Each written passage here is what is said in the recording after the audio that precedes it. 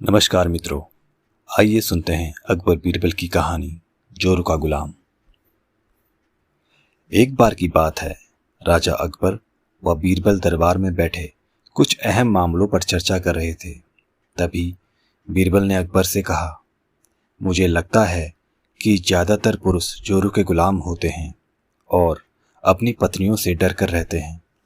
बीरबल की यह बात राजा को बिल्कुल भी पसंद न आई। उन्होंने इस बात का विरोध किया। इस पर बीरबल भी अपनी बात मनवाने पर अड़ गए। उन्होंने राजा से कहा कि वे अपनी बात को सिद्ध कर सकते हैं, मगर इसके लिए राजा को प्रजा के बीच एक आदेश जारी करवाना होगा। वह आदेश यह था कि जिस पुरुष के अपनी पत्नी से डरने की बात सामने आएगी, उसे दरबार में एक मुर्गी जमा करवानी होगी। राजा बीरबल की इस बात पर तैयार हो गए। अगले ही दिन प्रजा के बीच आदेश कराया गया कि अगर यह बात सिद्ध हो जाती है कि कोई पुरुष अपनी पत्नी से डरता है, तो उसे दरबार में आकर बीरबल के पास एक मुर्गी जमा करवानी होगी।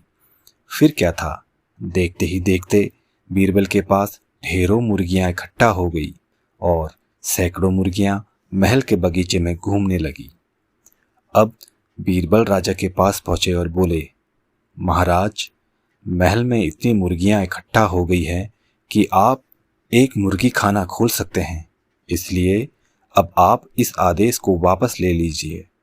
मगर महाराज ने इस बात को गंभीरता से नहीं लिया और महल में मुर्गियों की संख्या धीरे धीरे और भी ज़्यादा बढ़ने लगी।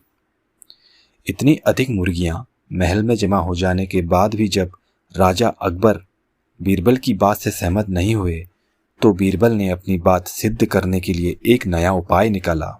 एक दिन बीरबल राजा के पास गए और बोले, महाराज, मैंने सुना है कि पड़ोस के राज्य में एक बहुत ही खूबसूरत राजकुमारी रहती है। अगर आप चाहें तो क्या मैं आपका रिश्ता वहां पक्का कराऊं? यह सुनते ही राजा चौंक उठे और बोले, बीरबल, तुम ये कैसी बातें कर रहे हो? महल में पहले से ही 2 महारानियां मौजूद हैं। अगर उन्हें इस बात की भनक भी लगी तो मेरी खैर नहीं होगी। यह सुनकर बीरबल ने तपाक से जवाब दिया, चलिए महाराज, फिर तो आप भी मेरे पास 2 मुर्गियां जमा करा ही दीजिए। राजा बीरबल का ऐसा जवाब सुनकर शर्मा गए और उन्होंने अपना आदेश उसी वक्त वापस ले लिया। मित्रों, इस कहानी से हमें यह शिक्षा मिलती है कि बातों की चतुराई से हम किसी भी बात को मनवा सकते हैं।